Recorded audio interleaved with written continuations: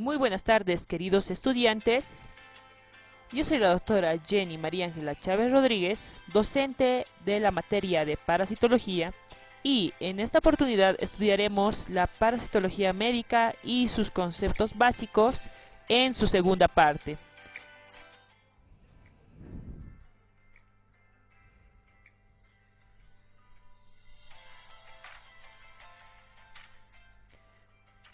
Bueno, definiremos primeramente lo que es parasitismo y parasitosis.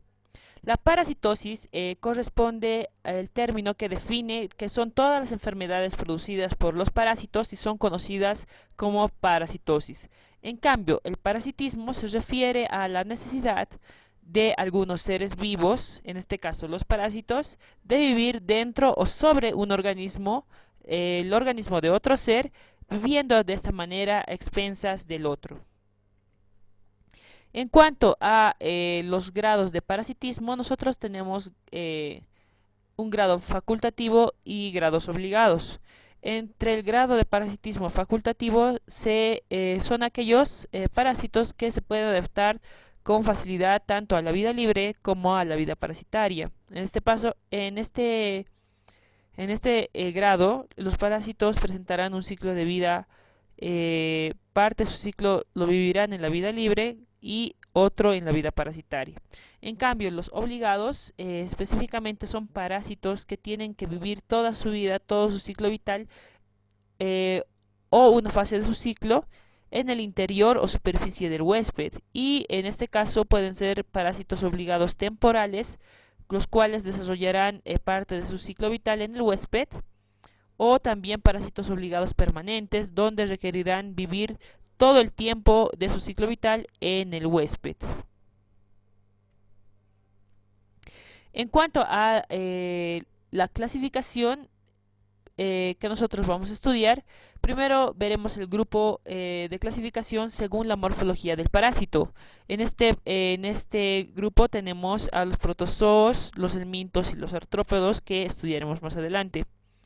En el segundo grupo de clasificación podemos darles una clasificación de acuerdo al grado de parasitismo. En el caso de que el primer grado, la parasitosis, sea temporaria o facultativa, estos son parásitos que parasitan por momentos al hospedador, permaneciendo gran parte de su existencia como insectos de vida libre. En cambio, los parásitos permanentes y obligados, veremos que la mayoría de los parásitos deben necesariamente vivir gran parte de su desarrollo en el hospedador porque perecen rápidamente en el estado libre. Podemos ver también el tercer grupo de clasificación, que según la topografía tenemos a los ectoparásitos y los endoparásitos. Como su nombre lo indica, los ectoparasitosis se ubican en la superficie del cuerpo, generalmente corresponden a los artrópodos. En cambio, las endoparasitosis viven en el interior del organismo, ¿no? Dentro del hospedador tendrán su hábitat. En el cuarto grupo podremos observar según la localización en sistemas y órganos del parásito, en los cuales nosotros podríamos encontrar grupos como pertenecientes a las enteroparasitosis, que habitarán en el tubo digestivo, las histoparasitosis, que habitarán en los tejidos, las hemoparasitosis, que habitarán en la sangre, y las ectoparasitosis, que, como lo hemos indicado, habitarán en la superficie, específicamente en la piel de su hospedador. Bueno, en cuanto a los tipos de parásitos, nosotros podemos ver que tenemos en sí los parásitos estenóxenos, en los cuales pocas especies de animales les sirven como reservorio. En este caso tenemos como ejemplo entamueba histolítica, que puede utilizar al hombre como un reservorio. También tenemos los parásitos euríxenos, en los que muchas especies animales sí le pueden servir como reservorio, como el Toxoplasma gondii, el cual puede tener como reservorio los cerdos, los gatos, vacas, ratones. Y de acuerdo al tipo de ciclo biológico, también podemos clasificar a los parásitos y el tipo de huésped requerido para complementarlo. Podemos diferenciarlos en monóxenos, que son aquellos parásitos en los cuales el ciclo biológico tiene un solo huésped, como por ejemplo el Enterobius vermicularis, cuyo único huésped es el hombre. Los políxenos, que son parásitos que dentro de su ciclo biológico presentan un huésped definitivo y uno o varios hospedadores intermediarios. En este caso podríamos mencionar una parasitosis con varios hospedadores intermediarios, como lo es la toxoplasmosis. También podemos ver que el parásito metáxeno será aquel parásito en cuya transmisión interviene uno de sus huéspedes, ya sea el definitivo o el intermediario.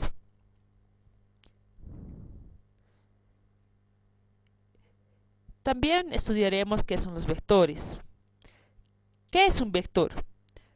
Los vectores son organismos animales generalmente que pertenecen al reino de los artrópodos y que pueden transportar activamente un agente infeccioso o parasitario, desde su fuente infectante hasta una fuente susceptible.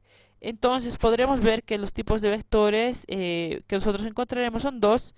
Primeramente el vector biológico, que es un vector esencial para que el parásito complete su ciclo de vida del parásito. En el vector biológico, el parásito cumplirá una fase evolutiva. Evolucionará dentro de este vector biológico para alcanzar otra forma evolutiva teniendo un organismo más complejo y más avanzado.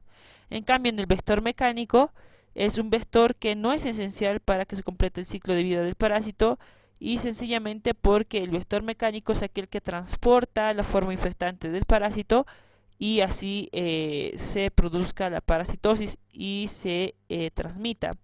Entonces, un ejemplo que tenemos de un vector mecánico sería una mosca que se para en un suelo contaminado con parásitos o formas infectantes, y después al transportarse colocará también sus patas de nuevo sobre alimentos, contaminando los mismos con formas parasitarias.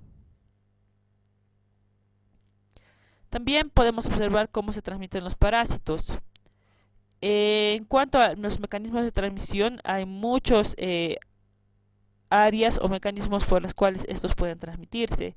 Tenemos, por ejemplo, las infecciones, la ingestión por material contaminado con parásitos, que pudiendo ser agua y comida, que es la más común. También la ingestión por del gusano en parte de la comida, que sería el ingerir una forma adulta, en el caso de que la persona no esté tal vez masticando bien.